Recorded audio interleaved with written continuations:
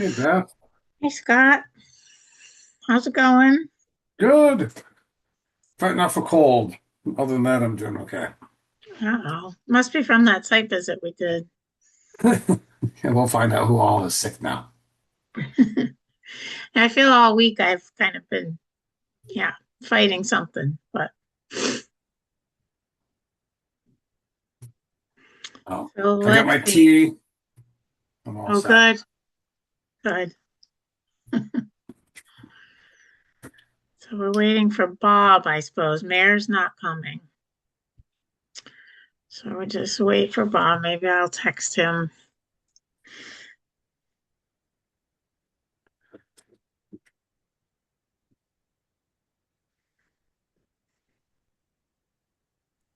I'll text him, Beth.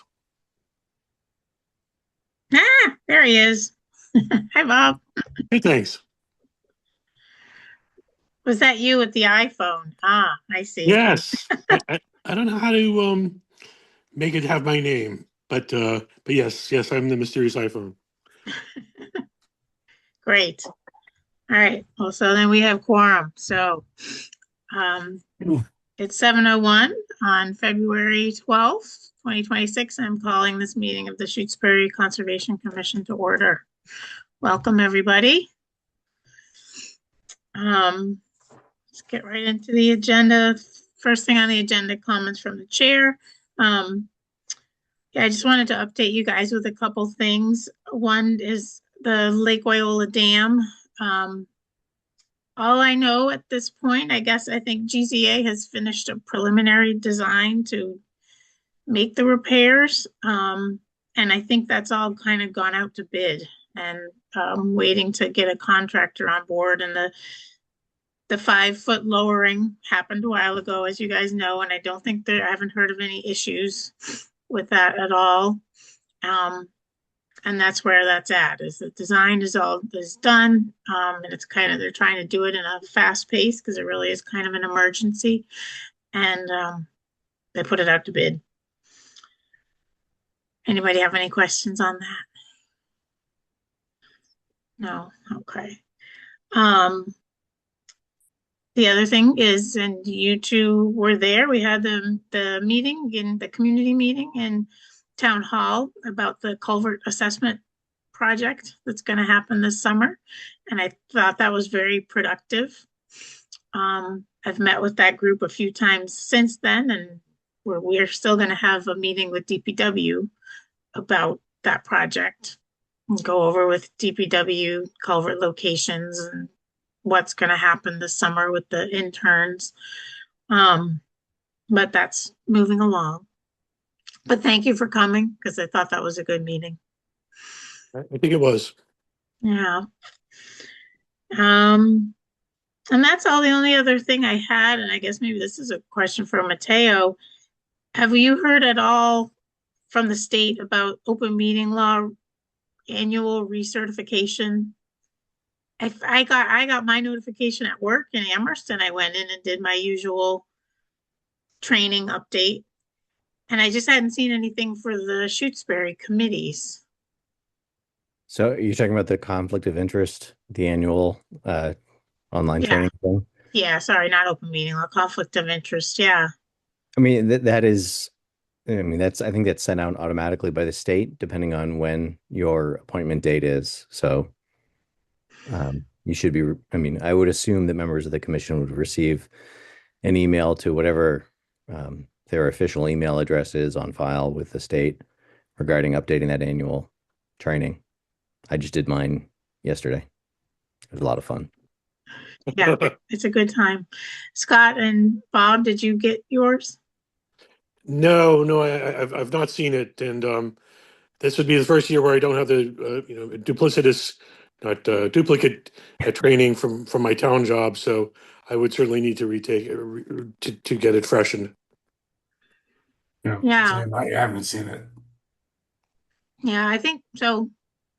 In Amherst at my job, I got notification from the state, but then I also got what always happens, the clerk's office always just sort of sends around a reminder to all committees and stuff. I guess that's what I was wondering if Mateo, if you had heard anything at all from the clerk and about sending out any kind of general reminder to all committees and stuff, but I I don't know, I haven't, guess you I- haven't. no, I haven't heard anything. We're also in a kind of a weird position right now because the previous interim clerk is gone and the incoming interim clerk is out sick. So we're in this weird place where we don't have a clerk. That's right. We have an assistant town clerk, but that's different. Okay. I'll just forward to this committee what I got from in Amherst. That's sort of it's got links and stuff to the web page you would go to just check on your status and see. It's kind of every other year. One year you do a longer training, and then the other year you almost just sort of recertify very quickly. But every year I think you have to do one or the other. So I'll send that to you guys. So you have the links. That's all I had. So next on the agenda is review and vote on the minutes of January 8th, 2026. Do I have a motion? I'd like to move that we accept those minutes, please. All right. Second? Well, second. Great. Douglas, Aye. Khan, Aye. and Wilson. Aye. Great. Next is site visit update, and Mayor usually does that. She's not here. But I think the only site visits we've done have been related to the projects we're going to be talking about later in the agenda. I don't think there was anything additional. So I think we'll just move on from that. Next is land management update. Scott, yeah. Yeah, I don't have very much. We're going to be talking about the bid openings and the process forward for Southbrook Trails and expenditures, the CPC grant monies, but that's the primary. I think just a placeholder for the commissioners would be, I think in the past we've talked some about regulations for some of our town-owned, Concom managed properties, and I what I'd like to do is I'd like to start to move forward with drafting, some of what that might look like. It could be a little complicated to pull all that together. There are some, historical um, reservations in some of these properties that may have prohibited or allowed certain uses, but at least I'd like to start to draft those and maybe present them here for consideration as a draft sometime in early spring. So if anyone's interested in working on that with me, let me know. But that's all that I had. End of report. Thank you. Thanks for the report. Yes, I think that's a great idea. I think we don't really have any overarching regulations that are just sort of general for our conservation land that I know of, and I think it would be really helpful to draft something like that up. Somebody brought up, this is just a question for you. Somebody brought up during the last hike that we just had, trails in the new conservation area off of Pelham Hill Road, what's called West Quabbin? West Quabbin Woodlands, yeah. Have we thought more about that at all? About trails there that were then going to connect to like the Sirius community we did. trails? We did meet. So I guess step one was getting the parking lot set, and so we did that this past year. I have talked with Stu and met with him and some others to kind of rough out a potential path of where a trail might go. There aren't that many places to get in there. It's kind of steep as you go further north, but it would be kind of entering the property on the southeast corner, which is where the parking lot is, and then making its way down. So I think we have part of it fleshed out. I did talk with Stu from Kestrel about potentially meeting again this spring, really trying to flag out a path, and then we could I think we'd be in a position where we could start to think about, pursuing other grant funding to establish a trail there, which would be pretty nice. But that's kind of the thought for this year. Yeah, that's great. I'm glad that it's, there's some work being done on it. I think that would be great. And that reminds me that the next hike is before our next meeting. It's March 7th at the Pine Hill. What's there's Lake Wyola, and then there's just trails on opposite Lake Wyola, Lakeview Road area back there. This, the rec committee chose this location. So I suppose we would park maybe at the Lake Wyola parking area and hike from there. But that's March 7th at 1 p.m. And I think you got the flyers posted on our webpage. So, I beg your pardon, you said March 7th at 1 p.m.? yep. Okay, great. Yeah, the hike we just had this past weekend on the 8th was really cold. And we didn't have very many people. But it was still fun. The few of us that showed up completely bundled, walked along New Boston Road trail there, which is really a great trail. And we were out for about an hour, and it was fun. It was definitely cold, but it was good.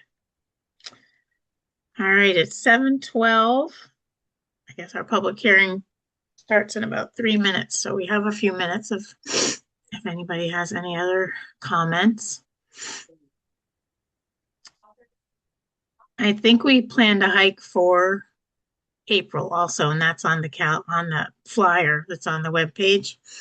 I can't remember where it is, but we did one for February, March, and April, and we haven't figured out the next months, but we did already identify some hike in April too.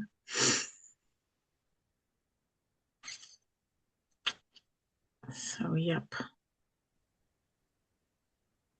Oh, Michael has his hand up. Great, he can take up 2 minutes. Go. I can definitely take up 2 minutes. So just the FYI, with the new clean energy regs that are coming out with DOER, one of the things that is going to affect every town, but is the fact that DOER is requiring, this consolidated permit with Concom, Planning Board, et cetera. But we have to designate a local government representative, which is a role that no municipality has in place. So I'm going to go to the select board meeting. I think it's the first Tuesday of March. If Beth, if you or someone wants to come, just because municipalities can start accepting consolidated permits in July, we have to do it by October 1st. And so figuring out who's going to do it. There's one person not on the screen who's in the meeting who might be a good candidate for it, but I don't know if he'd be interested. But we have to discuss, if we get a proposal, it could be a lot of work. So, if it's someone like the town administrator or administrative assistant, they're not in the usual regulatory circles, but it's really about catching the applications, making sure everyone's meeting on time so we don't have constructive approval and we cross all the T's and dot all the I's. So if you want to come, just check the agenda out. It should be whatever that first March meeting is, the 3rd or the 4th or something. Okay, yeah, no, I'd like to come. I know this is all coming fast and we need to figure things out. So what was the title of that person?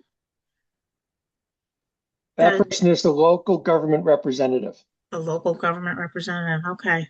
Yeah, so they're appointed by the select board. It can be anybody. I had pitched enabling towns to hire a consultant to do it, since no one really has the capacity, and have that be at the applicant's expense. But as far as I know, DOER did not write that in. So that's a draft. Oh, huh. Oh, that would have been a good solution. Yeah, I wonder who they were sort of envisioning would take on these roles, and then also did they think that the difference between large towns and small towns in terms of dealing with something like that? Well, when they presented at UMass in November, their first floating this, their idea was town clerks. And someone raised their hand and said, our town has a 5 hour a week town clerk. There's no way that's going to happen. You know, Oh, so Right, who are very, very busy, very, very, yeah, it Yes. makes no sense. no, There's not a municipality in the Commonwealth who has extra capacity for people to do this job. So no, that's gonna be the challenge, just understanding that on the front end. yeah. Okay, well, thank you for keeping us up to date on all of that. It's very important. Okay, it's 7:15. So our first public hearing is a request for determination of applicability from the Department of Conservation and Recreation for a Project Shade to conduct work on the accessible parking area, plant native trees, and construct paved paths and pads at Lake Wyola State Park. And I know there's a few people here who would like to present. Hi, good evening, Beth, and good evening, rest of the commissioners. I'll go and introduce the folks here on behalf of Project Shade. My name is Brian Creamer. With me tonight is Jenna Johnson and my colleague Janelle Jackson, also from Niche. We have the application materials. I'm happy to run through any questions the commission has on them, but we do have a brief, a couple slides just to run through and display a few of the graphics that are contained in the report. If you wouldn't mind, let me share. Yeah, Mateo, can you? Yep, I just turned it on. Great. Okay, thanks. Application window. And then I'm hoping you are now seeing full screen. Yes. Great. Yep. Looks good. So a little bit overall about Project Shade. It's a statewide initiative that is intended to bring more shade and comfort to the state parks, particularly in communities that see a heavy usage of our beaches and waterfront sites, as well as heavy usage in the summer. We're also vulnerable to extreme heat. So the DCR has selected, I think, 9 sites across the Commonwealth. 2 are one's in Chicopee, and one is at Lake Wyola. That's the one we're discussing tonight. To expand tree canopy, as well as introduce new shade structures, pavilions. And you'll hear me use both terms tonight. So a little bit about specifically Lake Wyola. You're seeing is north is sort of 45 degrees up there, but you can see Lakeview Road cutting across the bottom of the map there. The pink fuchsia color are the delineated resource areas, the red being the 50-foot no disturb, and then the 100 being the adjacent upland resource area, the 100-foot buffer. So as we walked the site on Tuesday, earlier this week, what day was it? Earlier this week, we walked up the slope and took a look at the medium pavilion site that you can see at what's labeled as the group gathering area. I had some architectural renderings because I recall that was mentioned while we were on site. What is this structure going to look like? As well as the small pavilion grouping of 3 roughly square pavilions closer to the lake edge. Any questions on this before I move on? Okay. No. So specifically, those 3 pavilions are being served by a new accessible path. That's a combination of asphalt as well as a replacement of the existing boardwalk structure out there. The boardwalk runs north-south on this plan. The proposed asphalt path is sort of meandering but running roughly east-west, connecting to those accessible parking spaces on the right-hand side of the graphic. And what we're requesting determination on is the impact between the 50 and the 100-foot, approximately 400 square feet of new additional impervious. And what you're seeing there, we recognize that this area, and particularly in the spring, has a tendency to have some higher groundwater or water on the surface. So we've been pretty intentional and detailed about the grading on the site. Make sure that we're conveying water into the swale. There's an existing swale on the sort of northeast of the map, and I recall looking at that while on site the other day. Granted, it's all covered in snow right now, but still, the intent of the grading and really making sure that the water sheets from that path into this new stabilized grass swale conveyed underneath the boardwalk so that folks aren't, that the asphalt path doesn't impede that water flow, and that it's sheeting and directed to the northeast out to the stream, which connects into Lake Wyola. I have a question. So is the black dashes, is that where the erosion control is going to go? It is, yes. Yep. Generally, there'll be a perimeter erosion control, sediment, straw wattles, as well as inlet protection where there are inlets.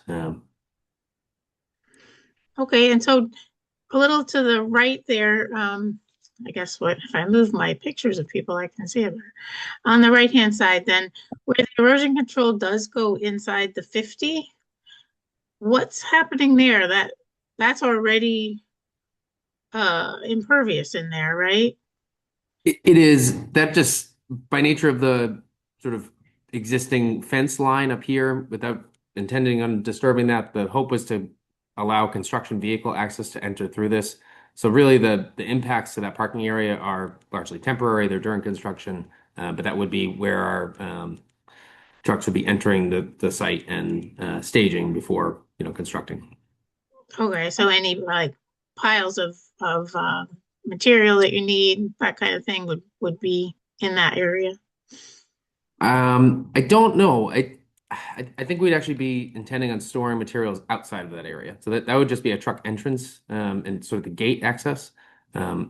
Idealized, they'd be working sort of west to east and be staging and storing material, particularly earth material, outside of the pavilion pads themselves, and outside the existing wooded area. So obviously it's pretty tight.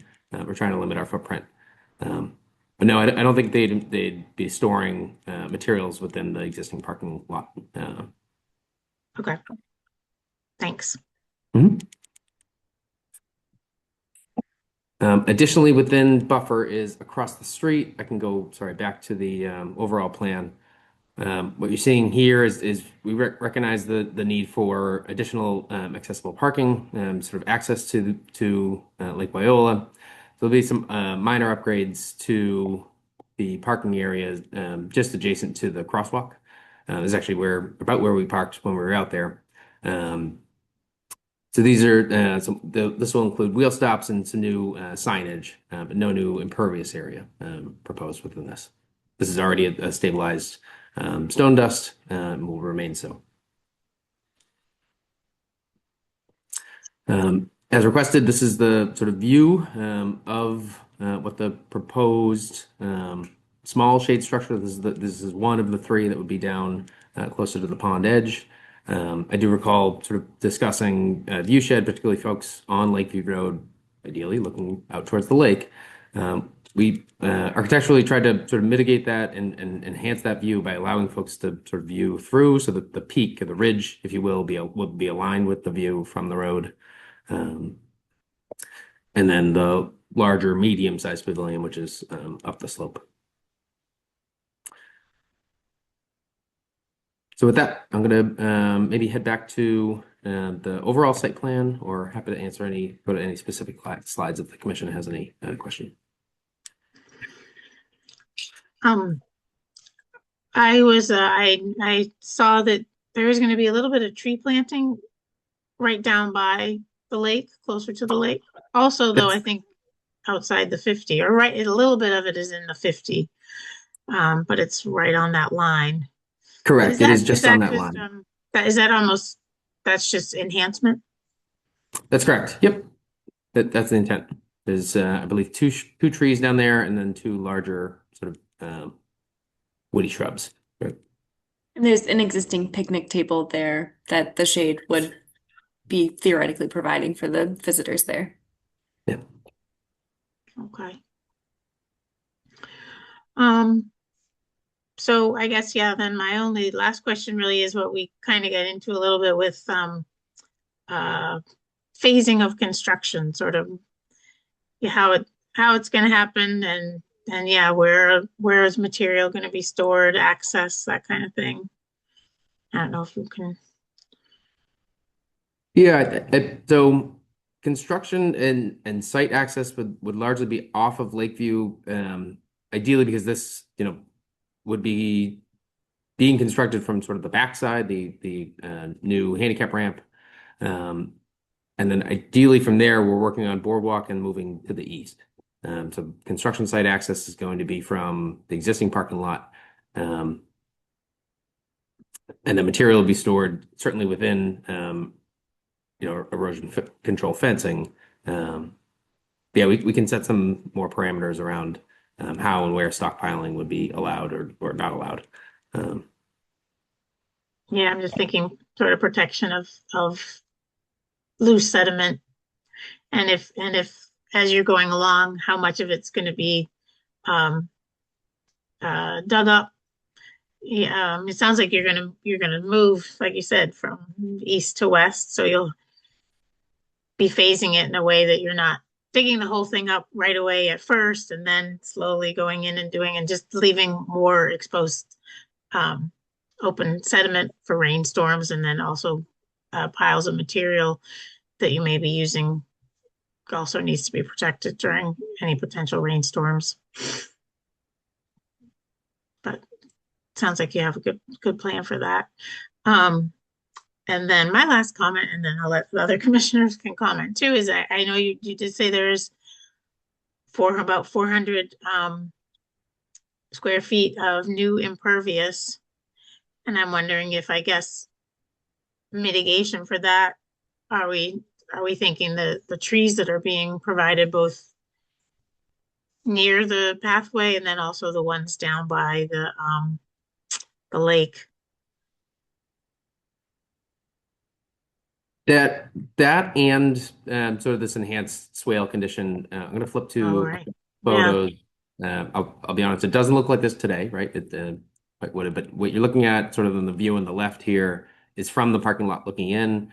So it is partially impervious today, and we're really taking this alignment and take the intent would be to take this and run the asphalt path continuous through the sort of thread the needle through the trees there. What you're seeing on the right-hand side is sort of the end of an existing grass swale. The intent would be to pull that further south and regrade and really do some micrograding to allow for water to enter that swale as opposed to sit in the lawn areas.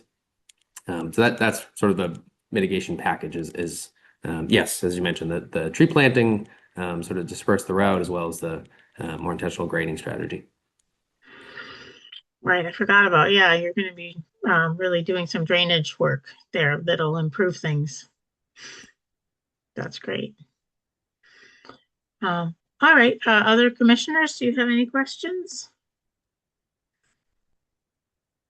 Could you I don't. sorry, Bob here. Could you go to the overhead view again? Oh yes, happily.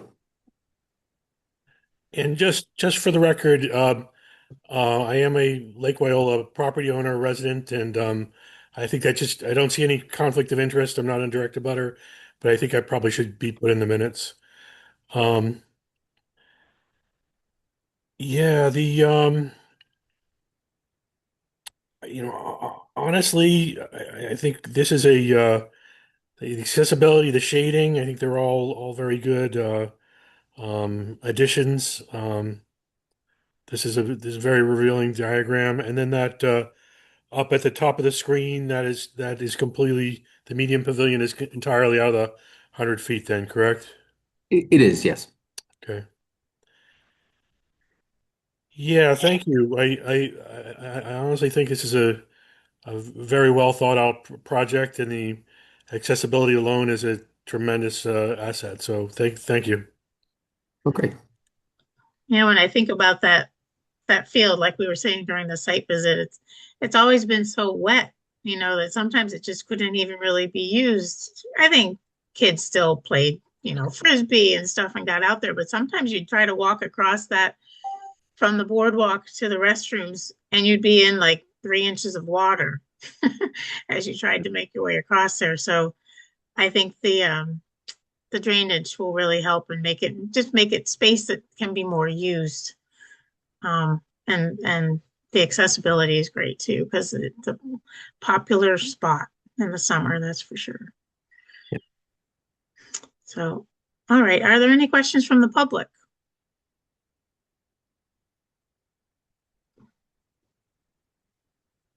Seeing no one's hands up.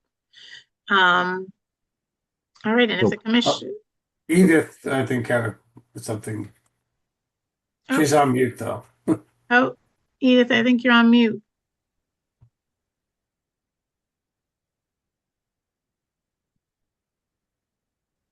When will this occur? It's a great question. Thank you, Edith. The intended bidding schedule would be in the spring into the summer. Ideally, DCR would receive bids back and be moving forward with construction after sort of the high season of the summer, and obviously the beach and the lakes heaviest use would be in the summer months. The intent is to sort of begin construction or staging for construction shortly thereafter, likely in September. That's all things go to plan. I don't know, Jenny, you have anything else to add there on schedule, but that's the intended schedule. Will there be any effect to the fish in the lake or wildlife around? No, we would want to stage it to try to enable our visitors to enjoy the property through Labor Day and perhaps a couple weeks after. We did have our biologist look at bats in the barn, and they would not be impacted. So we don't have to change our construction schedule to respond to a migration or a reproduction life cycle. So there were no recommended construction schedule changes to protect wildlife. Thank you. Thanks, Sheila. All right. If there's no more questions, I'll take a motion to close the public hearing. I'd like to move that we close the public hearing. Second? I'll second. All right. So we'll vote. We're voting just to close the public hearing. Con, Aye. Douglas, Aye. and Wilson, aye.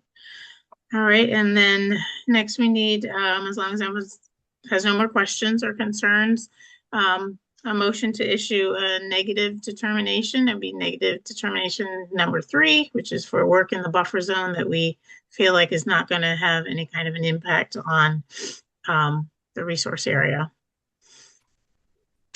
I'd like to make a motion. We have a vote at -3 on this application. All right, second? I second. Great. Douglas Aye. and Con Aye. and Wilson, aye. All right, thank you very much. We'll be getting the determination out to you next week at some point. And then if you could just keep in touch as to your schedule and when the work's going to happen and all that, that would be great. Thank you so much, commissioners. Thank you for Okay, having thank you. I know. Yep, thanks for coming.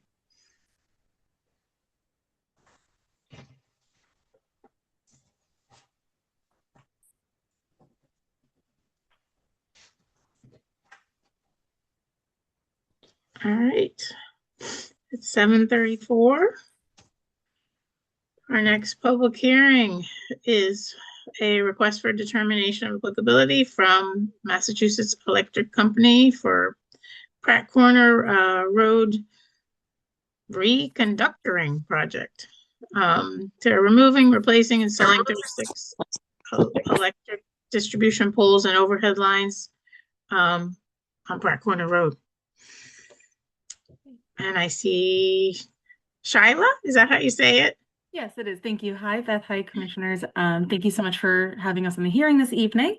My name is Shyla Davis. I'm here with BSC Group, and I'm here to represent the Massachusetts Electric Company, presenting this RDA application to you. So for just the project overview, the Massachusetts Electric Company is proposing to remove, replace, and or install about 36 electric distribution poles and the associated overhead line along the existing distribution line along Pratt Corner Road in Shutesbury. And in addition to the removal, replacement, and/or installation, there will be some tree removals required for the work. However, out of the 36 poles that are included in this project, there are 8 where either replacement, removal, or installation is proposed within the 100-foot buffer zone to bordering vegetated wetlands or inland bank, and or the 200-foot riverfront area. So the majority of this work does meet the criteria for exemption under the Massachusetts Wetland Protection Act, both the provisions for maintenance work for utilities and the minor buffer zone activities. One pole, however, is not considered exempt under the minor buffer zone exemptions in the WPA, given that there is one tree removal required, and that is within the buffer zone and riverfront.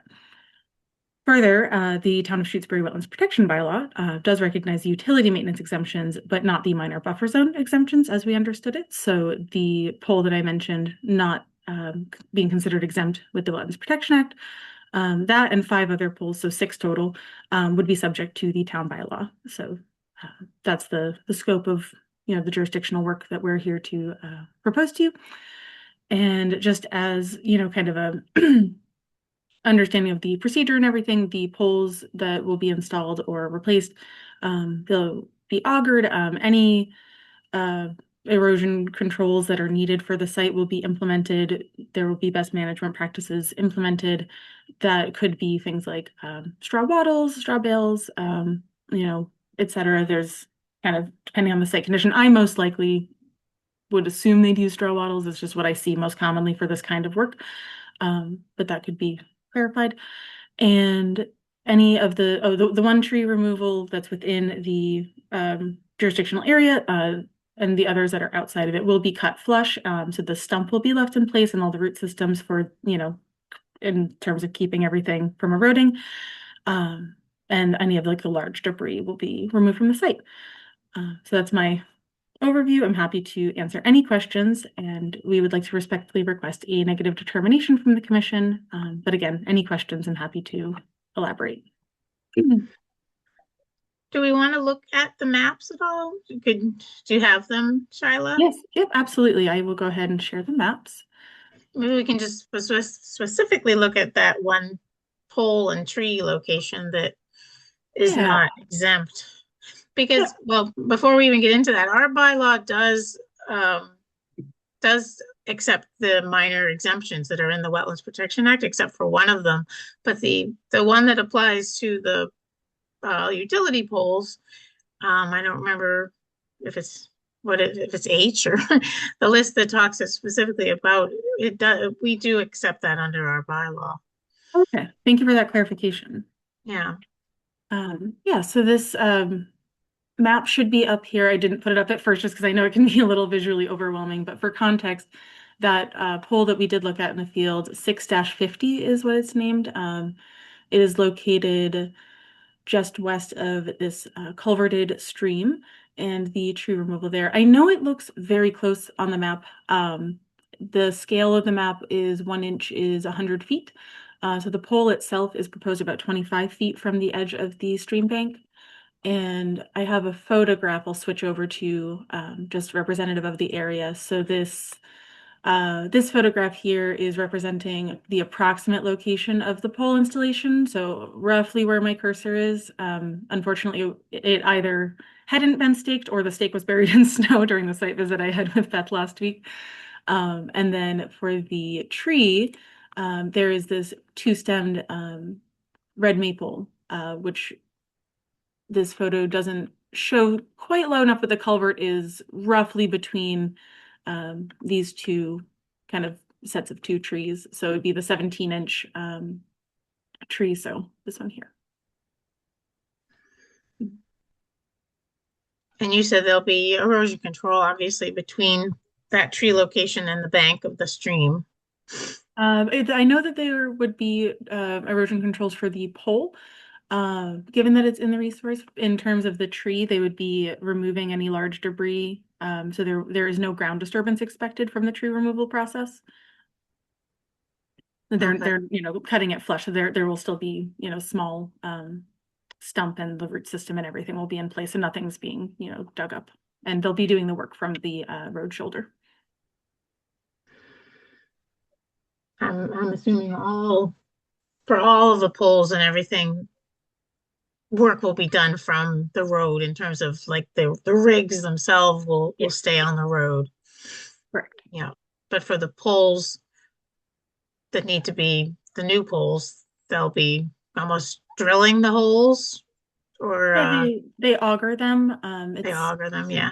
Yeah, and that goes about 6 feet deep. There's an estimated 4 square feet of, I guess, disturbance, but any of the sediment that is removed will be backfilled, and anything that, can't be for whatever reason will be removed from the site, and, not left in the resource areas. And as I mentioned, the erosion controls will be used to minimize any of that impact in the first place. Okay, and can you explain, you sort of explained it to me during the site visit, the reason why there needs to be so many more poles basically along this line than there are right now. Yeah, that's a great question. So the reconductoring project there's a lot of overhead lines. So you'll see like these dashed lines, in red here, where it's kind of like pinkish red is line will be removed and then line that will be installed to replace it. So generally what we're seeing a lot of projects, across the state and, I do a lot of work distribution projects is installing kind of a heavier gauge wire. And there's a very specific pole spacing that's required to be able to support the wire and the distance between them.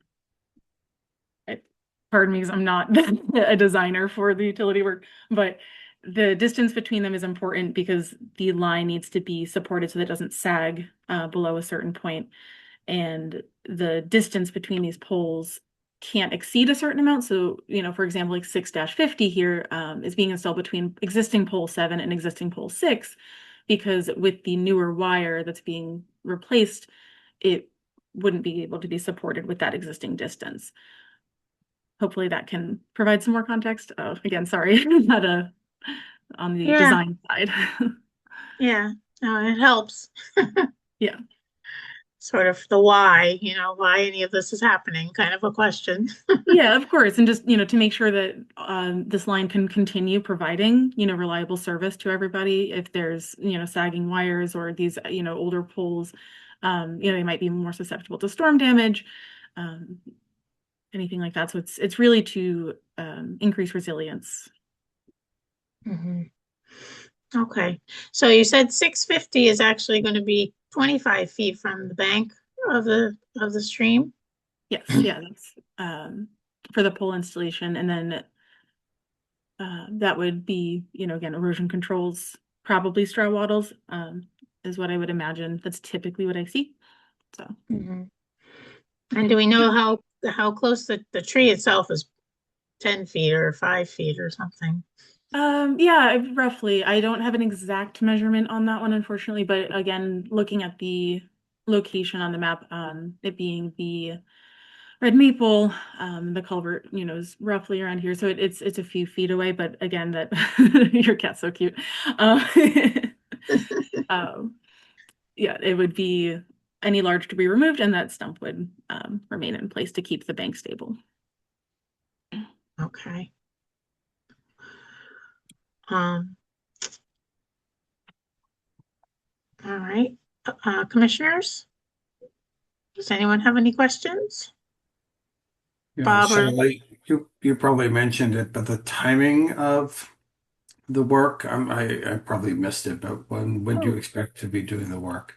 That's a great question. I don't think that I had mentioned. I believe that this would be, the next couple of months that they'd like to start and complete, I don't know if they have an exact, obviously that's contingent upon, this hearing tonight.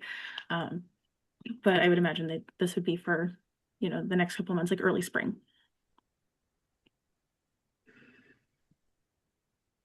All right, Michael? Yeah, I got a couple of questions, if you don't mind, Beth. Sure. I think in the Department of Y, my understanding is that all of Pratt Corner got upgraded to phase 3 a few years ago in preparation for the proposed solar project. So why are you doing recabling? I would assume that it was improved when they did that. So I'll admit I don't know about the specific project that you are referring to. So I can't speak exactly because I don't know what was included in the scope of that previous project.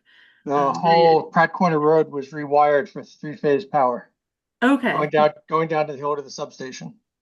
Okay. And do you know if that overlaps with the same section of it? This is where it meets Leverett Road, and then just It was the whole road from Leverett Road down to the substation, the entire road. Okay, yeah. Personally, I was not involved in that project, so I can't really speak exactly to the difference between the two, just without knowing more details on the scope. Okay, it just seems a little odd to if it's been done once, why it's getting done a second time. And then I think another question I have is just in terms of, is this, and this is again in the Y department, is this at all connected to the other project that National Grid is doing out of the substation across the 16 towns for upgrading the infrastructure? Is there any relation, or it just happens to be geographically similar?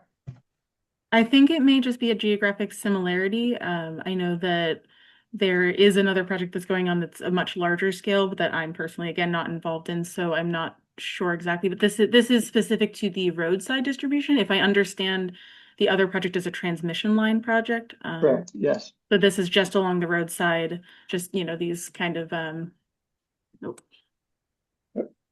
just kind of standard wooden poles, like telephone poles along the side of the road. So this is its own project in isolation from anything else, as far as I'm aware. Okay, I got two granular questions for you too. One is actually a suggestion for the Concom, but for the new pole near the stream that you guys were just discussing, Beth, it might be worth, when you all did that workshop at Town Hall about a month ago, where food was served and we were discussing, I seem to remember, because I live in let's see, I guess it's pole 7 or whatever, just down from that one. So Steve's, that house. So, Okay. yeah. So Steve Sullivan was saying that the water for the culvert, it creates problems. So before you're putting in a pole, it might be worth checking with the highway department just in terms of what the water access is through the culvert. It doesn't seem like the culvert's affected from what I remember. I don't think I don't think the road floods, but I think there's issues. So it might just be worth checking. And then my last question, Shayla, is in terms of tree cutting, which is one of the things I care about most. I would just say, my sense of the utilities when they come is cutting more trees to be safer is sort of the mentality. We want to make sure that things are not getting in the way of poles or wires or whatever. So when you're doing the cutting, and I'm assuming there's going to be crews that are on there, you said it's about 4 square feet of cutting. How much is that off the road? Is it around and you're doing it not in the same place as the poles, right? You're flat cutting the poles and you're putting another pole next to it, from what I gathered, what you just said. Okay, I think there may have been just a small amount of miscommunication on my end, so I do apologize. Is that the square footage of estimated disturbance for the installation of a pole is about 4 square feet. For the trees, I did not have a square footage of estimate because that does vary based on the tree specifically and the size. And that the poles themselves, for example, like this one here, this one's just being flat out removed. Typically, I believe that they do cut them flush with the ground. The cutting flush is fine. I'm thinking about when you install the new one, how much distance around the new pole. I would assume that the old poles is probably less distance than the new poles. They're going to say, hey, let's be more conservative and cut more. In terms of the tree removals, is that what you're asking about? Okay. Yes. So for the pole that is jurisdictional, there's just the one tree removal. That's the one that's adjacent to the culverted area. The other tree removals that are proposed are outside of jurisdictional areas, but those ones, they're only done as needed for the alignment. So I feel like this page has some more examples. Like this pole, the existing line is this dashed red line, but with this midspan pole to support the new wire, they need to orient the line in a new direction. So that warrants the tree removals there. So it's really just kind of an as needed depending on the orientation of the line and the existing conditions that are there. Does that help? Yes, it's to some degree to be expected. What's the noticing for butters or for people on the road? I mean, besides, not the Concom, but when the work, to the point of when the work's starting. Do you mean a butter notification for this hearing or? No, when they come out to cut. So in the past, when you guys have come, I've made a point of being on my driveway, saying, please don't cut this. So I'd like to know when we're going to get notice to that effect. Okay, that's something that I don't know exactly at this moment, but I can absolutely find that information out and get that sent over. That'd be great. Thank you. Of course. Yeah, thank you. Just on that same realm, how many trees total? Within the jurisdictional areas, just the one. Across the entire project, there's 7. 7, okay. Bob, you have your hand up.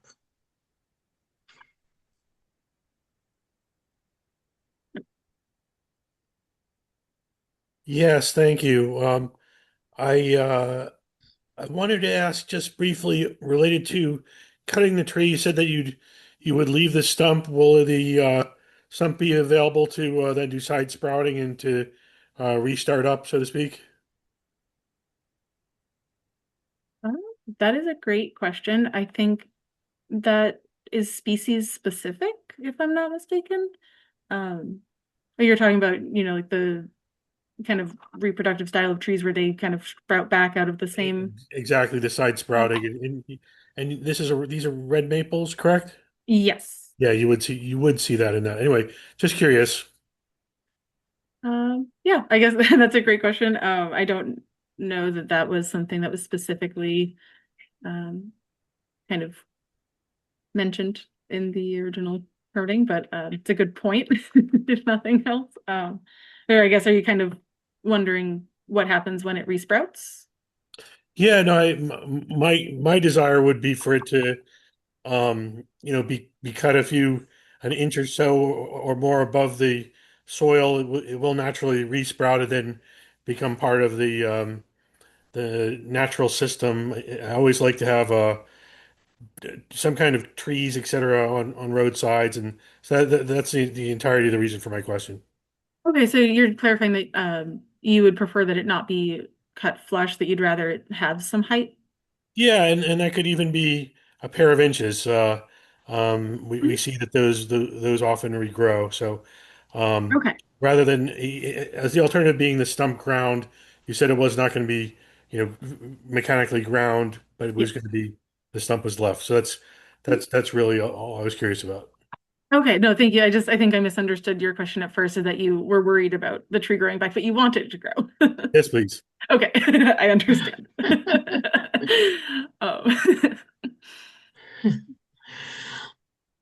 All right, so looking at the map, there's within jurisdiction, I see 550 is just inside the 200 foot. Mhm. And then 650 is the one we talked about already because it's so close really to the river, although it's 25 feet really from bank. I know, yeah. And then over on the other side, there's one that's right on the 100 foot line, and then there's 950, which we also looked at during the site visit, and that is also over 10 feet from the delineated wetland, correct? Correct. Yeah. Yeah. So 950 had originally been proposed a bit closer, but the design team was able to reconfigure that design just to scooch it a little further away, given that there was some concern with that proximity to that wetland system. So that was moved, further out. So it is over 10 feet now. And they're all within right of way? Within Yeah, 10 feet, they're all yeah. within. There's no private property involved. They're all within the right of way of the Most road. of the poles, are being either replaced or if they're being installed, they're being installed, in line with the existing line that's out there. Mhm. Beth, can I just say one thing? Yeah. So the house where the circle one is you're just talking about, This yes, you know Yep. who lives there? I think that's Miriam's. Yes, I just thought I would tell you because you might be getting a phone call at some point, is my guess. Surprised she's not at the meeting. He's saving democracy at the moment.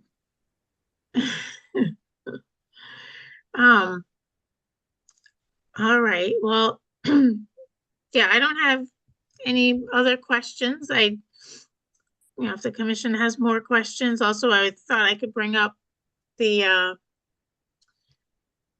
minor buffer zone minor exemption language, just so everybody kind of sees what we're dealing with this application. Michael, you have your hand up. Do you have more questions? No. Okay. So I guess, Shyla, could you unchair, please? Yes.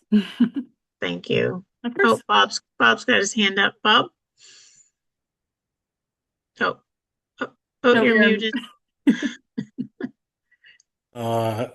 Forgive me if this is where you were headed next, Beth.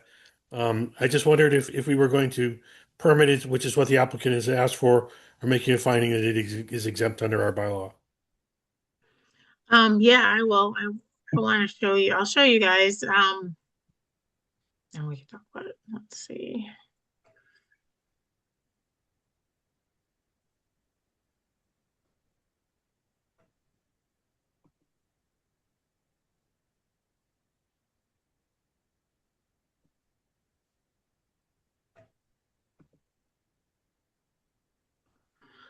Okay, can everybody see my screen? Yes. Okay, so this is the State Wetlands Protection Act, and this is under the minor exemptions, the buffer zone. So it starts off here with activities within the buffer zone that are of the minor activities exemptions, and there's a whole list. And the one that applies here, there's two that apply here, but the one that is more important, I think, is H, which I'll just read. Installation of directly embedded utility poles and associated anchors, push brace and grounding mats, rods along existing paved or unpaved roadways and private roadways, driveways, and in their shoulders, provided that all work is conducted within 10 feet of the road or driveway shoulder, and is a minimum of 10 feet from the edge of bank or bordering vegetated wetland, and is as far from resource areas as practicable, with no additional tree clearing or substantial grading within the buffer zone, and provided that all vehicles and machinery are located within the roadway. So most of the work for this project absolutely falls within this. I think it's that one tree because within we looked at which poles are actually within buffer zone, and they're all over 10 feet from the actual resource area. The only thing that is happening is that one tree that's coming down within our resource area. So in terms of your question, Bob, it's almost very extremely close to being completely exempt from having to apply, because our bylaw and our regulations have these minor exemptions listed as something that we accept, including number H. So to me, it's almost like the only thing that keeps it from not being exempt is the tree, if that helps. I just wanted to share that with folks. So that's where we're at. So I feel like Shyla described pretty well what's going to happen with the poles and the trees within the resource area itself. And they, like I said, all the poles qualify for the exemption, just the tree, and it'll be taken down with equipment that'll be on the road. And now it's going to be left a little taller so that it can grow some vegetation, so it can regrow. So I'm okay with the project. How are you guys feeling about it? Speaking just for myself, I think it's very solid. The proponents have done all they can to avoid, minimize, and mitigate. So I think it's a good project. Yeah, I don't have any concerns. I think that one tree, where it is, there's plenty of shading for the resource area, and I don't see it affecting the functions, values of that resource area, so I don't have any concerns.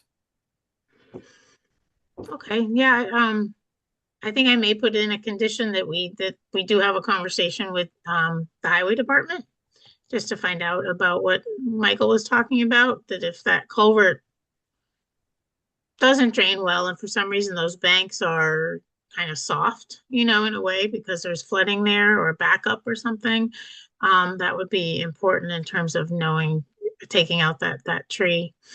I did note that during the site visit, there are a few other trees very close by for stability of the bank. So I don't think it's much of an issue, but we should just put that in as a condition that there's a conversation at least with the highway department about that culvert. Beth, could I clarify something on that? Sure. Just to make sure I'm understanding, is that that you're saying that would be something that the applicant would be having that conversation, or that you would be having that conversation? As a condition, I think you guys could reach out to the highway department and just explain that the Conservation Commission was concerned about this and you were just wondering about that culvert in terms of the quality of the flow and the stability of the bank. Okay, in relation to the tree removal? Yeah. Okay, yeah. I'll put that in the condition. And then you wanted the tree stump a little bit taller. Okay. We'll put that Just want in to make too. sure that I have it clear. We can put that in too. How much taller, Bob? Oh, Yeah. you're muted. Yeah, I would say at least 2 inches. Okay, just so I'll put that in the condition. That's good. All right. So I will take a motion to close the public hearing. I'd like to move that we close the public hearing. Second. I'll second. All right. Douglas, Aye. Khan, Aye. and Wilson. Aye. And now I'll take a motion to issue a negative determination of applicability 3 again for work in the buffer zone that we don't feel like is going to impact the resource area. You're muted, Bob. I'd like to move that we unmute me. I'd like to make a motion that we approve the project as a -3 determination. All right. Second. I'll second. Great. So roll call, Khan Aye. and Douglas. Aye. And Wilson. Aye. All right. Thank you very much, Shyla. Yes, thank you all so much. I really appreciate your time, and I hope you have a great rest of your night. Yeah, you too. And thanks for coming, Michael. Oh, he's gone. Bye. All right. Well, we get the determination out to you next week. Oh, she's gone too. Boy, they just jump off. Yeah, and I'd like to just state for the record, Beth, that at Thank one you point so you much. did, I'm here. Beth, at one point you did say number H. I just wanted to see that gets put in the record. That it's a letter. Yes, it's 11. Right. Yes. All right. Good. All right. Thank you so much. Have a good night. Oh, you too. Thank you. Thank you. All right. Next on our agenda is the information about the bids for the Southbrook project that Scott was talking about earlier. So I see Michael McDuffie's here listening in for our, just so you know, this project is something that we got CPA funding for. So there's Southbrook Conservation Area that's comes off of What's the name of the road? It's off Wendell and it's off Fox Pond. Well, what's the road that goes down to the boat launch? Randall. Randall, that's it. So you can access that area from all of those roads. But we got CPA funding to do some trail upgrades, which is great. And we bid the project. And we just opened the bids today. Teo opened the bids and we got 4 bids, which is great. 4 different contractors, are interested in doing the work. And so what I was thinking, I mean, we can, Scott, Bob, we can decide how we want to do this, but I think, Mateo took a first look at the bid packages to make sure that they basically provided all the documentation that they were required to provide and fees and all that, which it sounds like they all did. But what they also need is a review as to, does it look like what they're proposing really is doable? And maybe even calling references if they provided references, just to compare the 4 of them somehow. And I guess I didn't feel like making all 4 of us go through that process. So I was thinking of just nominating like who, maybe Scott, and then I wouldn't mind taking a look at them too, to go through them more closely like that, unless Bob, you'd like to also go through them. I would be delighted if you took it on. All right, good. Then what I was hoping tonight is we could just vote that, I don't know, it feels like something maybe we should vote that Scott and I will look through those bids and call references and eventually choose the winner. Obviously looking at the low bidder, but you have to check them out and you have to call references and make sure that they're okay. So all right, so I'll take a motion to ask Scott and Beth to go through the bids and choose the best applicant. I'd like to make such a motion. All right, second? I'll second. Okay. Douglas? Aye. And Con? Aye. And Wilson? Aye. Great. That'll be fun, right, Scott? Well, absolutely, it'll be fun. It will be great to get this awarded too. I'm wondering time frame. How long do we have to do this and button it up, or what are you thinking? I was hoping you and I could do it next week, one of That the would be days next week. perfect. But Mateo, do you know, is there a time that we need to make a decision and reply to these folks? I'm not aware of a time. I don't know about that. I know that the posted date for unsealing of the bids was today, but I don't know how long after that we have to contact the bidders. I can find out. Yeah, if you wouldn't Sooner the mind. better, right? But Yeah, that's what I think. I mean, yeah, Mateo, if you wouldn't mind looking into it and see if there's an answer. Maybe there's really not an answer, but I feel like sooner the better. So Scott, what's your schedule next week, afternoons?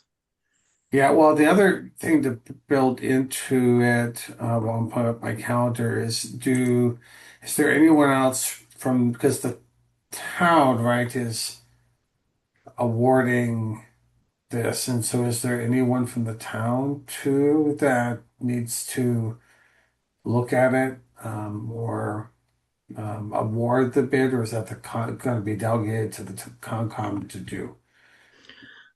The way I see it is, and I see Mateo's got his hand up, is that we're the sort of technical, it's going to be work that we've chosen to do. So we would be the ones to look at those proposals and see if what they're saying they can actually do. Like, are they listing the right materials? Like, what are they, and even calling references and really kind of judging them in that way.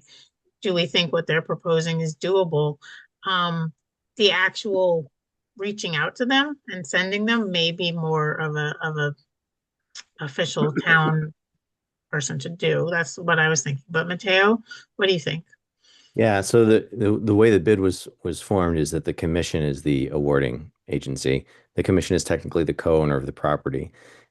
Haley, the town administrator, I believe Haley is the procurement officer for the town, so she has to be involved, but the decision is up to the commission. Thank you. Okay. So she'd probably be the one actually offering, contracting with them, obviously reaching out to them, and maybe somebody needs to reach out to the losers also and let them know. But well, maybe we just get to that phase when we do. I think the first thing would be for you and I to go through them and really determine which one seems like the best Yeah. application. If we could maybe we could start looking at them if Mateo can send them to you and I. And then are you thinking that we just get together, Beth, either on the phone or in person sometime next week to go over it? Yeah, Okay. that I would be have good. time, and afternoons or evenings work best for you. Yep, I Um, can be anywhere is by it about 3:30. okay? Um, well, I have time on 3:30 on the 17th, um, and then after 5 on the 18th, and after 4 on the 19th. So if any of those work for you. Why don't we do the 19th at 4? Okay. And we can meet at town hall if you want. Sure. I have a call that ends at 4, so Oh, yeah, I would be there like at 4:20 or whatever. By the time I get there, 4:15. 4:20. Okay, 4:15. great. Okay. Perfect. That works. The 19th. Let me just put this in here. And Mateo, you'll be able to send the packages to us sometime. Yeah. So town hall's closed on Monday when I'm normally in, but I should be able to get there tomorrow, and I'll just digitize them and send you both the scans. Awesome. Thank you. Great.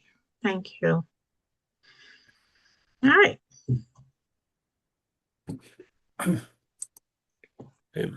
Sorry, Matteo, if you wouldn't mind copying me on that as well. I just realized that as the liaison to the Lake Wyola LWAC, I might have some questions. So if I could see that too, I'd be grateful.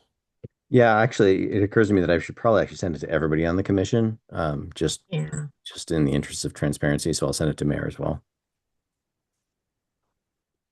Great. Thank you.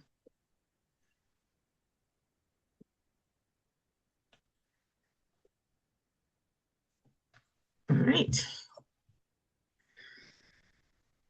And Mateo, did you notice, did they provide references? Yes, all 4 of them did provide references. Great. All right. I think we're done with that one. Moving on to the next thing on our agenda, we have a vote for submittal to CPA for funding for the portion of the Foote property, the 9 acres that is on the east side of Wendell Road. Is that right? East side of West. Lock Pond Road. Right. West Logs Pond. Right. Yeah. Right. West side. Between the two. So yeah, so you guys know what we're talking about there. Kestrel is planning to buy the entire Foote property on both sides of the road, and then they are offering to the town the 9 acres, which would connect up with Southbrook Conservation Area, but Southbrook Conservation Area. So it's time for submitting CPA applications right now, and we've got one put together. It's all ready to go, so we need to just vote from the Conservation Commission that everybody's on board with submitting that CPA application. It's so the property was assessed at 82,000. I think the final CPA application is about 94 because it includes money for surveys and recording documents and things like that. We've been working with Kestrel and establishing that budget and yeah, and that would be that they are planning to buy the property, the whole larger property this summer really, and would be ready. It's not ready to sell us the 9 acres in the fall. So what else about the CPA? What else can I tell you? I asked Penny for a letter of recommendation from the Open Space Committee, and then I asked the Recreation Committee for a letter of support also to go with our CPA application. But anyway, it would be a great piece of land, I think, to pick up because it could be part of Southbrook. And then also, I think you guys know that Rita Farrell from the Select Board has been really interested in taking about a 2 acre portion of that. It's going to be more than 9 acres in the end. It definitely is. We keep calling it a 9+ acre parcel. It's because the survey needs to still be done, but it's going to be more than 9. And then, but this potential lot for Habitat House for Humanity would be about 2 acres. And so the CPA application talks about that too. That's all kind of still up in the air a little bit. The CPA application, I guess, covers buying the property acquisition. It also does include, so it's got some money for survey and things that have to do with the acquisition, but it also has a little bit of money in for a wetland delineation and a perk test, which would just help us eventually be applying potentially for CPA money next year to do like a site design for putting a house or a duplex or something there on that two acre thing. So this application is really for the acquisition and then a little bit of your due diligence work to get a little bit ready to do that Habitat for Humanity parcel. So that's what the CPA application looks like. And the acreage, that was going to be my question, is it's reading variable enough that it's not, I mean, if it turns out being more than 9, we're not beholden to some number there. Is that the entirety of that parcel that was the footed land between Locks Pond and Wendell minus 2 acres? Is that what you're understanding? Yeah, yeah. And in the application, I just keep calling it 9+ so that we aren't locked into any number having to do with the funding from CPA. Yeah. And what I understand from Kestrel is that they don't want to resurvey until they've bought the land because the appraisal and everything that they're using for the purchase is based on the work that they did, and they're calling it the 9 acres. But then once they buy it, it's going to get resurveyed before we end up buying it from them. So That's right. I mean, my thoughts on it's going to be very a great addition to that entire piece of conserved lands. I do think, that I was talking a little bit with Stu about land use, and I think that also prompted my questions about how uses would be authorized and where, so it's less confusing for the public, as we start to put some of these pieces together. But I think it would be a great addition, very supportive. yeah, we'll have to bring it to town meeting, us, Concom. Have to bring it to town meeting. This town meeting this spring, right? Yeah. Yeah. Yeah. I mean, Mateo will bring it as a CPA proposal, but we would be there to answer any questions that folks have about it. Would that be for I'm sorry, Beth, that would be for us, and would Kestrel also be bringing it for the larger piece, or is that already? They're not there. No, that would just be us. They're not getting CPA funding Oh, for what okay. they're doing. Yeah, Oh, no, okay. this would just be for our the 94,000 that we are requesting in CPA funding to do Gotcha. ours. But so Mateo, you have your hand up. Yeah, I just wanted to clarify. I'm actually not going to be presenting on this one because as a direct abutter, as chair of the CPC, I have to recuse myself on this project. So who's going to present it? I don't know, you? But and also our town moderator is going to have to recuse herself for this one too because she's my wife and also a direct abutter to this parcel. Okay, this will be It'll interesting. be interesting. I don't think it'll be an issue, but yeah, I just wanted to clarify that. Okay, thank you. No, that's good to know too. I was picturing I was just going to be there to answer questions.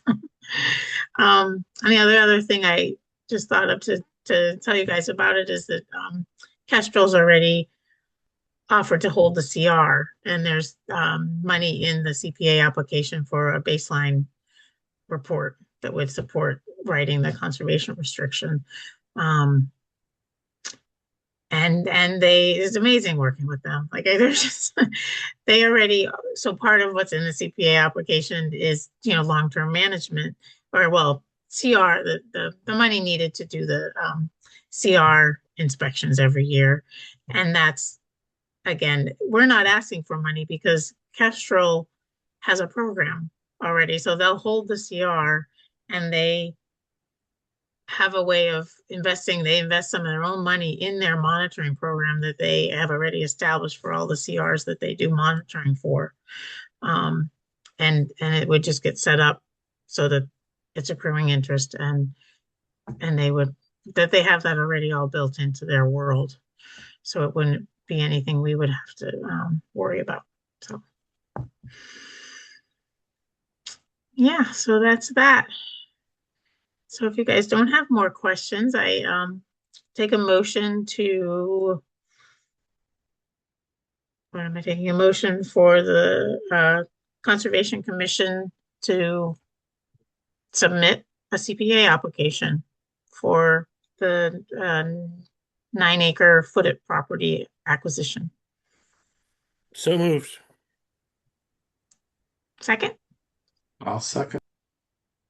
Excellent. All right, roll call. Douglas Hi. and Con Aye. and Wilson. Aye. Great. I So just that like to application. say, what an outstanding project and what great teamwork between several entities. And this is the perfect project for a CPA to help out with. So congratulations to all who put this great deal together. I hope so. I think it's a good application. I think it's great. All right. So next is to hear from Michael. He's here interested in joining us, which is great. So welcome. Thank you. I've already learned a ton tonight. That's good. I hope it's still interesting to you or interests you at all. Yeah, it definitely does. If you wouldn't mind, I wanted to say back what I heard tonight about kind of what the committee is responsible for and the tools you guys have, if that is okay. Yeah. So you're basically reviewing proposals from residents or organizations. That sounds like one of the main things, and to see where the bylaws might prevent them or they'd be exempted from bylaws. That's the gist of it, right? A big part. Okay. Big part of it. Okay. And it sounds like a lot falls on the discretion of the committee. Are there things that also have to go to the town to be like a big vote on with the town or other committees? Well, most projects, not most, but some projects the work will fall under the jurisdiction of not just the Conservation Commission, but may fall under the jurisdiction of the Planning Board or ZBA. So a project may get reviewed by multiple committees, and then just permit wise too. If they may come to us because they're putting a shed close to a wetland and we need to give them a permit to do that. But then they also have to go through uh, the getting a building permit, that whole process, which is separate. So I feel like most projects go through multiple reviews from different agencies, different committees and stuff to get all the permitting that they need. If that's what you were kind of wondering about. Yeah, yeah, that does answer. Okay. And it sounds like the committee also has responsibilities or can do things like the projects you're talking about, like acquiring land through the CPA, trail maintenance projects, those kinds of things. Like, is there anything, I don't know, what other general buckets do you see as falling into the purvey of this committee? Yeah, I just wanted to add, Michael, that and this surprised me when I first came on board with the commission is not only do we do the town bylaw, town wetland protection bylaw, but we also issue state permits. So the permit that we sign collectively is not just a town permit; it's a state permit. It can be appealed under either or both of those things. So that was a surprise. And honestly, the cool thing about the job is you've got two hats. One is you do the regulatory, but the really fun stuff, and I'm sure Scott agrees with me, is the outdoor stuff. And we're actually the caretakers of hundreds of acres of awesome Shutesbury land that we can put trails on, leave to be, or whatever. So it's really great. Yeah, that's really cool. I will say I've been up and down Sumner Mountain many times in all this snow, cross country skiing. So I definitely appreciate all the outdoors that Shrewsbury has. And it's good to know about doing state level stuff too, because just doing some reading, it sounds like Shrewsbury has some stricter wetland bylaws than maybe Massachusetts does, but still you're enforcing Massachusetts wetland bylaws. So. Michael, I'd be curious just to hear a little bit about you, your Sorry. background and how long you've been in town and what brought you to your interest in the commission. Just a little bit, anything around along that line would be great. Yeah, sorry. It's a great And question. we can introduce ourselves too. Just, but you go first. Okay. Yes. So I've been in Massachusetts since like 2009. I came here to go to grad school. And then since then, I lived in Boston for a while and then just kept moving further west. And then probably about 3 years ago, my wife got a job out in Amherst. She's a large animal veterinarian. So that kind of brought us all the way out here. And yeah, and we have two kids, so we're gonna be here. This is it, until they are done with school. We're gonna be here. But I still work remotely for a company in Boston. And so I head in about once a week. But thankfully there's awesome internet out here in Shutesbury. It's like the only reason that we can live here and raise our kids in the woods and all that great stuff. So yeah. Great. Yeah, if we want to introduce, my name's Beth Wilson. I'm the chair of the Conservation Commission. I have lived in Shutesbury for 24 years at this point. And I have been doing wetland work since 2011 professionally, and started as chair, just joined the commission, I don't know, 6 years ago or so, I think. But it's great. It's a fun. I think it's a fun committee to be on. It's fun work to do. Scott? Oh, thanks, and Michael, it's great to meet you. My name is Scott Kahn. Grew up in Massachusetts and lived here up through high school, and then I left, and I worked for U.S. Fish and Wildlife Service as a wildlife biologist and land manager. Moved around the country, lived in Colorado and Massachusetts or North Dakota, Minnesota, other places, and then I moved back here about 14 years ago, and yeah, I very appreciative of the work of the commission here when I was a resident before. I've been on, I'm not exactly sure, probably 5-ish years, something like that.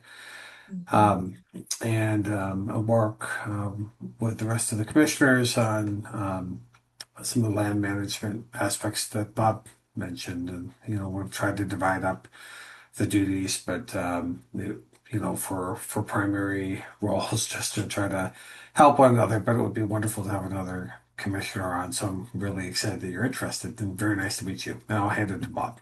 Sure, super. Thank you, Scott. Yeah, I'm Bob Douglas. I grew up in Leverett and Shutesbury. I won't tell you when that started, but Lyndon B. Johnson was president at the time, and and I love Shutesbury, love Lake Wyola, and I love Leverett, and it's been great. I currently live in Harvard, Massachusetts, but I still have property in Shutesbury and get out there as much as I can.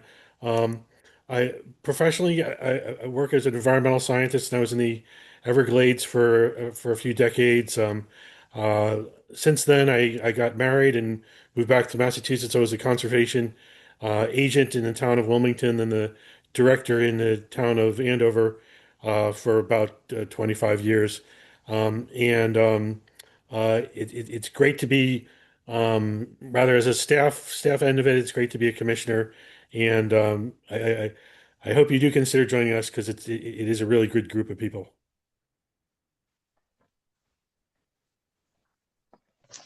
Um, and I think, so you answered our questionnaire, right? I think I read through this. Yeah. And I just want to answer. Sorry, Scott had another part of his question. So I was considering the ways that I can contribute to the town since I'm going to be here a while and I've always wanted to be active. And I think this kind of group is the one that spoke to me the most, just because I do love being outdoors and I love what Tewksbury has done to preserve the natural resources that you do have. So I think it's great. Great. Well, I don't know how much Mateo told you, but we meet twice a month for part of the year and then once a month sort of during the winter time. So starting in April, we'll go back to twice a month and we meet on the second and fourth Thursdays, 7 p.m. And then we have site visits too. You probably heard earlier when we were talking about the projects. For any project, anybody that submits an application, we're required to do a site visit, which is actually another kind of fun part, I think. And so I guess the commitment really is that you'll be willing to look through the applications that come in and participate in the site visits so that you really, when applicants come to the meetings, we have good questions for them and or that kind of thing. But yeah, that's about, I don't know, what else? What else could we tell them about the committee? We have one other member, Mayor, but she's not here tonight. There's the Massachusetts Association of Conservation Commissions, MACC, who provide trainings. They have big conferences twice a year that commissioners can go to the conferences. We have a small budget. The commission has a budget, and we have the money to send people to those conferences if people want to go. And then also there's some free online training that you can do. You get membership. If you become a CONCOM member, you get membership with MACC, and you can then go to their webpage and learn all kinds of things about being a conservation commissioner. And we would also, of course, provide you with a lovely copy of the Wetlands Protection Act and our town bylaw. And we're all here to, help you with any questions you have too, in terms of the regulations. That would be the biggest thing to have to try to kind of learn a bit as a new member. But... Okay. And do you have a lawyer, or any of you lawyers, or is there? Mayor's a lawyer. Okay. Yeah, mayor's a lawyer, but there's also town council who we do rely on if we get in sticky situations. We just revised our regulations. Took us a long time, but we did, and then that's the kind of thing that then that we always have town council review and go through. But also when we've gotten in rougher situations with applicants where that's all, we can call town council to come to our meetings and to give us advice. Yeah, if what you showed tonight when you showed the text of the law and went through it, if that's representative of the kinds of decisions you have to make, that seems pretty straightforward. Yeah, the regulations, I mean, a lot of people say that they're long but I kind of, they really can, if you read them, they answer your questions. They direct you, you know, in which way to make decisions. Um, so yeah, so that's our story. That's what we do twice a month. But we have one more month of only having one meeting. So our next meeting is March 12th. And that's actually going to be an interesting meeting. So if you choose to join us, big project that might be coming down the line in the next year is this National Grid transmission line that kind of came up with the Pratt Corner. Mhm. It's a transmission line that crosses Pratt Corner, Sand Hill Road, and then goes south through Pelham. And they are so National Grid has a huge project to basically upgrade that line. So they want to put in new poles, obviously new wiring, new access roads, do a lot of tree clearing, and they hope to get their notices of intent, which is a big application with us. That's what it's called, to us probably in the fall. But on March 12th, at our next meeting, they're gonna do an informal discussion with us. So a lot of big projects come to a committee ahead of time just to introduce the project and kind of get a read from the commission and stuff like that. So they're coming on the 12th, so that'll be exciting. Yeah, and I think we already have another notice of intent for that night too. So the one that we did the site visit for got. Yeah. All right. Well, if you don't have any other questions, Michael, our last thing is unanticipated business, and I don't have any. Maybe just a question for next steps on filling our vacant position, and certainly not to put Michael on the spot here, but I am wondering timeline and next steps that we're thinking about, because it would be wonderful to have that position filled here. And I know it has to go to the select board, right? After we have to make a recommendation. I'm guessing that has to be noticed on our to do that, and then we vote on it, and it goes to the select board, right, to actually make the appointment or not. Is that correct, like process? Yeah, we do have to take a vote on it. That is true. So, I guess I was thinking to kind of let Michael, after coming to our meeting, he can ponder it for a bit and hopefully at our next meeting, which is March 12th, that if you've decided that that's the way you want to go, then we would vote to make that recommendation to the select board. If that works for you and works for everybody.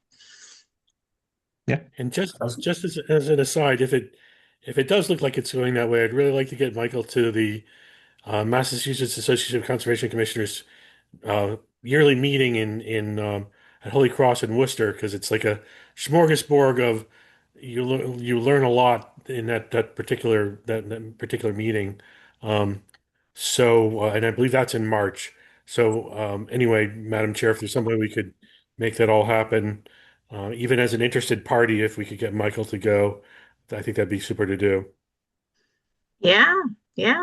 If let's see, MACC conference 2026. It's a weekend day, and an awesome lunch buffet is included. So, God, I'm sold. all right. It is, wait, oh my goodness, it's not phone friendly. Wow, no. I think it was the 28th, because I think I'm out Yeah, of town. it was, wait, but that's over. February 28th. Well, February 28th is not over, but it's not in March either. It's much sooner. Oh. February 28th. It's at Holy Cross again. Yeah, it's Saturday, February 28th. So yeah, if anybody, if any of you guys are interested, if Michael decides to join us, anyone can go to that conference. I'll have to look on my calendar and decide if I can fit that into my life. But it is a great thing.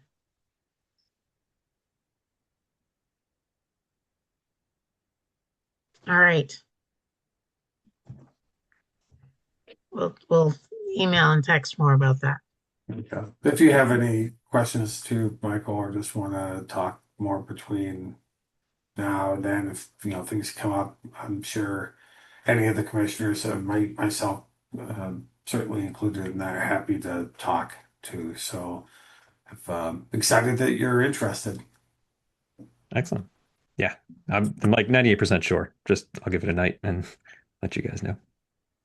Sounds great. Thank you for Yeah. coming. No, thank you. All right. Then on that note, no anticipated business. I'll take a motion to adjourn. Madam Chair, I'd like to move that we adjourn the meeting. All right. Second. I'll second. Okay. Douglas, Right. Con, Aye. and Wilson. All right. Thanks, everybody. Great. Thanks, everybody. Take care. Have a So, good night. nice to meet Thank you. It Michael. was very nice meeting you. Yep. Nice Thank to you. meet you. We'll be Bye-bye. in touch with everyone before our next meeting, definitely, about various things. All right. Thank you.